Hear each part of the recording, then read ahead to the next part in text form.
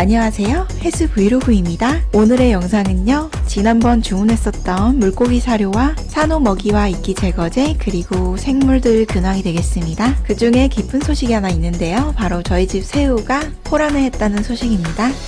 저는 일주일에 한 번씩은 이끼 개체수를 줄이기 위해서 하루 정도는 불을 꺼두는데요. 그 다음 날이 되어 조명을 켜준 모습이랍니다. 이렇게 하루만 지나도 산호들이 넘어지거나 떨어지는 경우가 있는데요. 보통 이런 거는 달팽이들이 범인이에요. 아무튼 이렇게 정리를 좀 해주고요. 이런 일들 때문에 본드로 붙여놓는 것이 좋답니다. 본드는 다이소에 있는 순간 접착제 같은 것도 괜찮고요. 일반적으로 수족관에서 파는 접착제가 따로 있답니다. 그리고 얘가 버튼이라는 산호인데요. 돌 밑에 번식을 많이 했더라고요. 그래서 누워져 있길래 세워보려 했지만 다시 눕더라고요. 그리고 지금 보시는 것은 산호가 피기 전, 피기 후, 아니 핀 후의 모습을 보여드리고 있습니다. 그리고 얘가 토치인데요. 요즘 토치와 버튼들의 상태가 그렇게 좋지 않기 때문에 문제를 찾고 있습니다.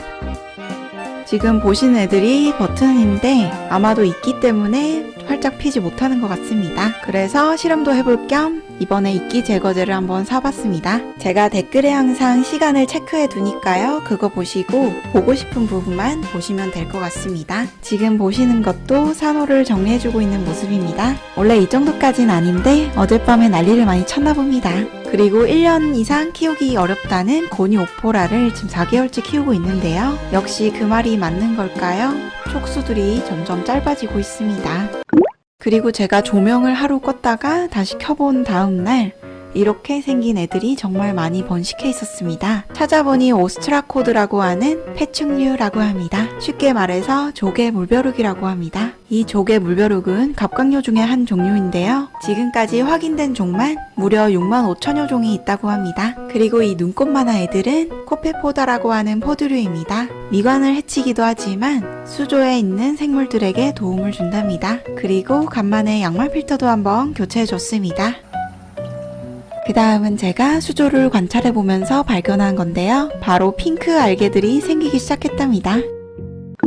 그리고 제가 이번에 구매한 닥터베슬러 사료입니다. 4가지 사료를 믹스했고요. 이런 스푼이 같이 들어있습니다. 얘는 니오스 사료 3종 비빔밥입니다. 그리고 브라이트웰사의 리프스노우라는 산호 먹이를 샀는데요. 사용법은 자막에 있는 사용법을 참고해 주시고요. 타겟 피딩과 일반 피딩 방법이 있는데 일단 보여드릴게요. 간편하게 눌러서 부을 수도 있지만 저는 이렇게 용량을 재서 해보도록 하겠습니다. 왜냐하면 유분이 많기 때문에 이런 주사기로 정확한 용액을 맞춰서 투여해 주시면 된답니다. 설명에 의하면 수조물 190리터당 2.5ml의 용액을 넣어주면 된다고 해서 저는 5ml를 하였습니다. 선선한 곳이나 냉장 보관해 주시면 되고요. 주사기를 헹굴 겸 수조물을 살짝 넣어줬고요. 빈 스포이드로 타겟 피딩을 해주었습니다. 이때는 반드시 스키머를 꺼주셔야 하고요.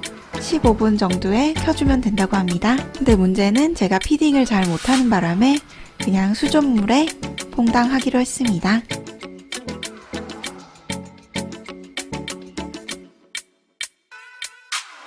그 다음은 프리츠사의 이끼 제거제인데요. 이름은 알지클린아웃이라고 적혀있네요. 그리고 사이즈는 이 정도 확인하시고요. 경고 문구는 아이들 손에 닿지 마라. 그리고 뒷면에 설명이 더 있다고 합니다. 용의 색깔은 이렇게 노릇끼리 하고요.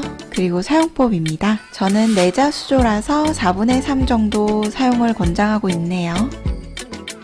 조심조심 부어보겠습니다. 생각보다 많이 나와서 다시 넣어줬고요. 혹시 몰라서 권장량보다는 조금 적게 넣었습니다. 또르르 탈탈탈탈. 그 다음은 닥터베슬러 차례이군요. 이 사료는 이렇게 생겼어요. 일단 한 숟갈 꺼내주고 그 다음 니오스 비빔밥입니다. 요만큼 뚜껑에 담아서 줘봤습니다. 워낙에 물고기들이 가리지 않고 먹어서 사실 잘 먹는다고 말을 하기에는 판단이 잘 안 섭니다. 가끔씩 이 사료도 잘 못 먹는다는 얘기를 들어가지고 결국에는 물고기 따라 다르겠지만 어쨌든 대부분 이 사료를 추천하고 있더라고요. 저는 굉장히 만족하고 있습니다. 아주 잠깐 물멍 타임 갑니다. 그리고 이것은 원래 있던 기존 사료인데요. 원래 쓰는 만큼만 따로 통에 담아서 썼었는데 생각보다 자주 채워줘야 돼서 이제는 모두 섞어주기로 했습니다. 닥터 베슬러 사료도 모두 부어주었어요. 이제 해수어 먹이 양이 많아져서 굉장히 든든해졌어요. 그리고 쉐킷쉐킷 잘 섞어줍니다. 4개월 전에 아크로개인 줄 알고 데려왔는데 알고 보니까 털개더라고요. 그 개가 아직 잘 살아있습니다. 그리고 이 개가 아크로개고요. 아크로산호에 살고 있는 개입니다. 아크로산호는 딱딱한 뼈대가 있는 산호를 말하고요. 이날따라 아크로개가 많이 움직이더라고요. 그리고 요즘 들어 화이어 시림프가 잘 숨어있고 예민한 느낌이 있어서 꾸준히 관찰을 해본 결과 한 마리가 포란을 했더라고요. 포란이란 암컷이 알을 품고 있다는 뜻입니다. 그리고 포란이라는 뜻은 암컷이 알을 품고 있다는 뜻입니다. 처음 살 때부터 2마리가 붙어 다니긴 했지만 이렇게 일을 치를 줄은 몰랐네요. 처음에 제가 잘못 본 건 아닌지 조명으로 확인을 해보다가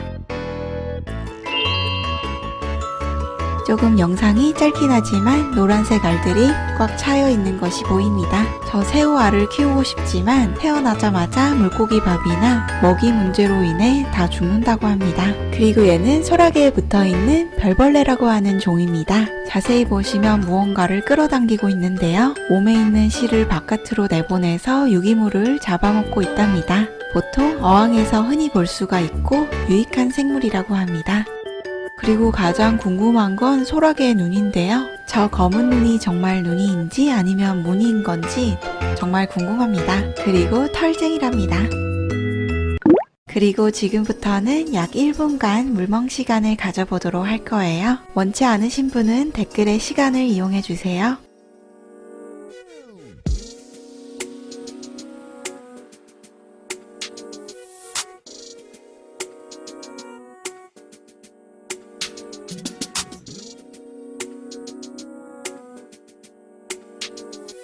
참고로 폭스페이스는 아주 자주 몸에 있는 분비물을 바깥으로 내보낸답니다. 제가 알기로 피부를 보호해주는 점액질이라고 알고 있습니다.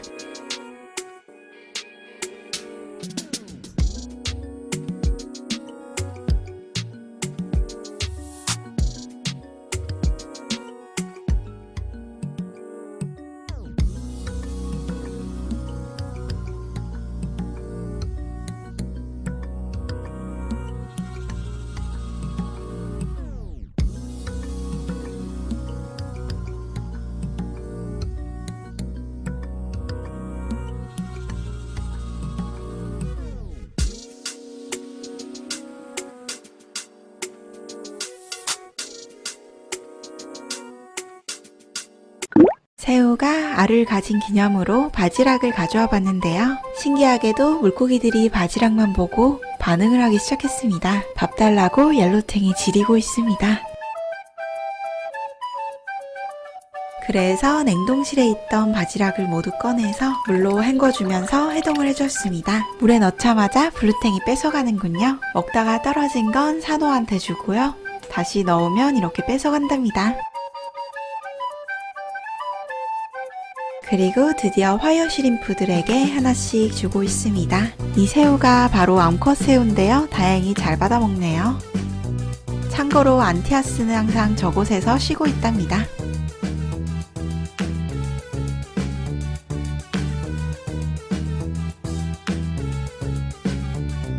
한 3주 만에 산호 먹이를 줬더니 반응이 정말 좋군요. 참고로 산호는 먹는 구멍과 나오는 구멍이 똑같답니다.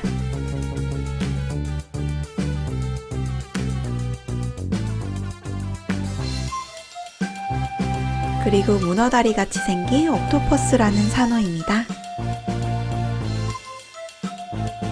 얘도 옥토퍼스인데 색깔만 조금 다릅니다. 얘는 촉수가 나와 있는 로브브레인이라고 합니다. 바닥에 떨어진 먹이 덕분에 납블레니의 배가 빵빵해졌답니다. 그리고 화면에 잘 보이진 않겠지만 이끼들의 모습인데요. 아직 하루밖에 안 지나서 이끼 제거제의 효과를 볼 수는 없었고요. 매일 5일 동안 이끼 제거제를 넣어야 효과를 볼 수가 있다고 합니다. 그리고 아크로 산호 중에 나나 주얼리라는 산호인데요. 이 산호가 새벽에 보면 이런 모습으로 바뀐답니다. 지금은 먹이 활동을 하고 있는 모습이에요.